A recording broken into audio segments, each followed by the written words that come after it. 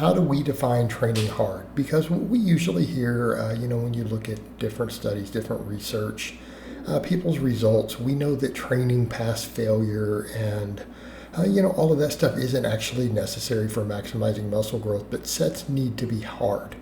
And this is what they consistently find, is that when sets are taken very, very close to failure or to failure, it produces pretty similar results. But if sets are pretty far from failure, they just simply stimulate less muscle growth.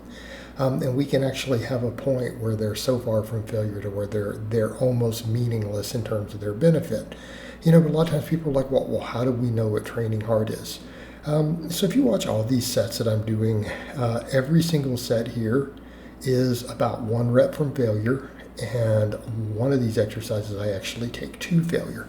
But there's such a subtle difference. People will say, well, how do you know that? Because I'm watching it and I barely see any difference. But the difference is what you feel in it. The longer you train, one of the things that I look for is, does the bar move slower? Like right there, watch that incline. If you were to watch all 10 of those reps, that last rep, when I touch the chest, notice it goes up considerably slower. And I'm not always a good example of that because I'm a fairly explosive lifter.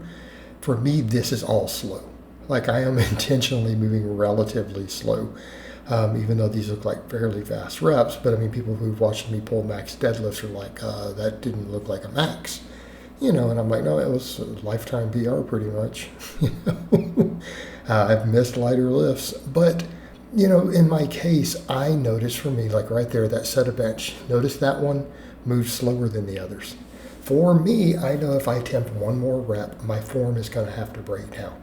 And that's what we're looking for, because people don't understand failure on a single joint exercise is very easy to judge. The curls, when you see me get to the curls, it's very obvious. I go to do a rep and the weight does not move out of the bottom. You see me visibly clench and contract. My pecs move, my bicep moves, the weight doesn't. That's it. That's muscle failure. Multi-joint movement is a little more complex because a lot of times guys will grind through reps. And here's the thing that I would tell you. That's essentially a useless rep.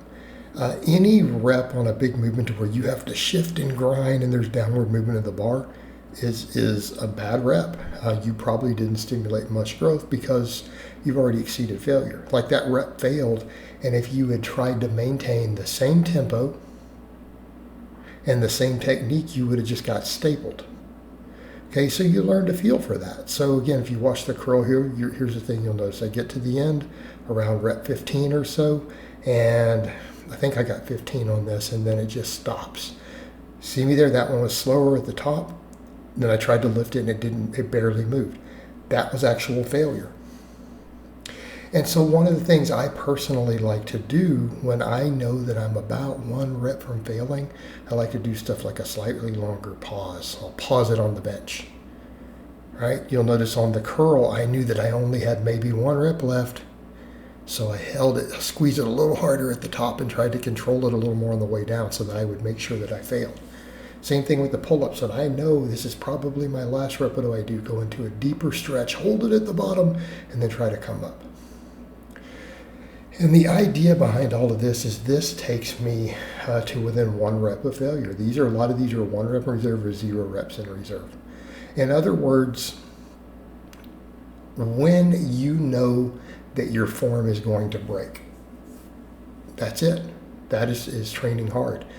It's to do as many reps as you can with the same tempos, and when you get to a last rep and you know that that's the last one that you can possibly do without the form breaking down because it slows down. And I'll usually notice for me, if you were to time any of those last reps, like that one right there, they move about 30 to 50% slower, like if you were to time them. And that's what you're looking for. The weight moves slower, and you're actually pushing it. So usually on that last rep, when you know it's feeling heavy, you know you're getting real fatigued, and you try to push it hard. You're like, let me see if I can do this a little faster. Let me contract a little more, maybe pause and try to drive it up.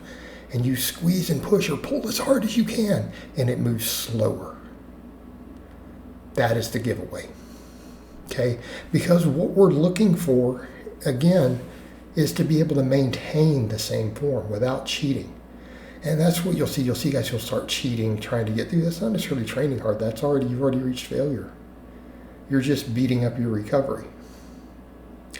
But if you do every single set the way I just described, to where you get real close, right? All of these, because a lot of these were first sets.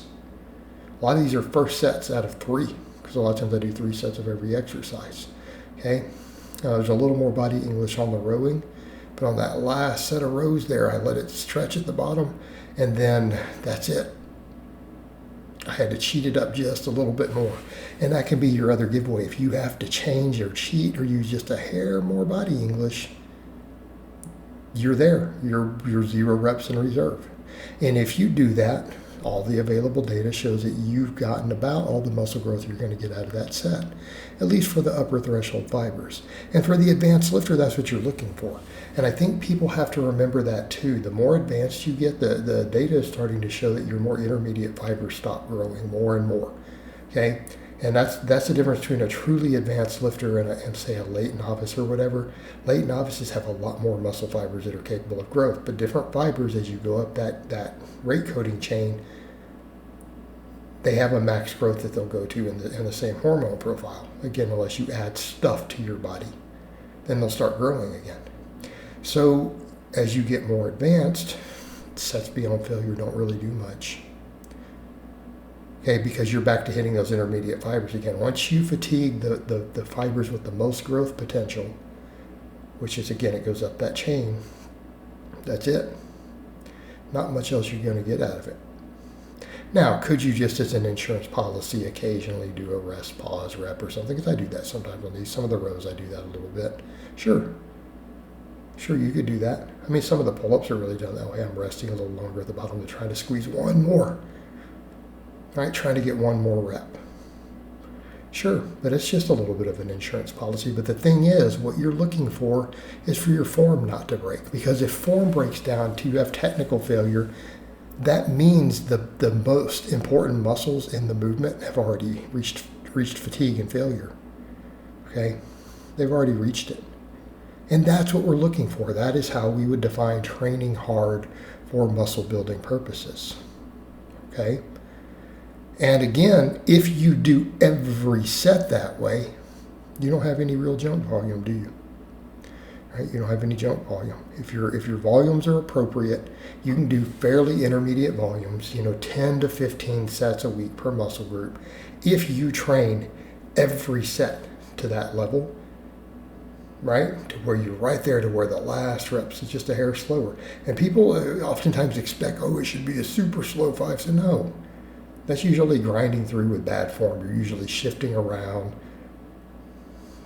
not really doing much because the primary movers are being shifted out of it, right? You're having to cheat weight up. And usually if we're doing cheat reps, you're going to probably reach true failure. Because that's the only way you know that you failed, when you literally miss a rep. So like on these rows, there's just a little bit of body English, and I pretty much do reach failure on that. Right? But that's it.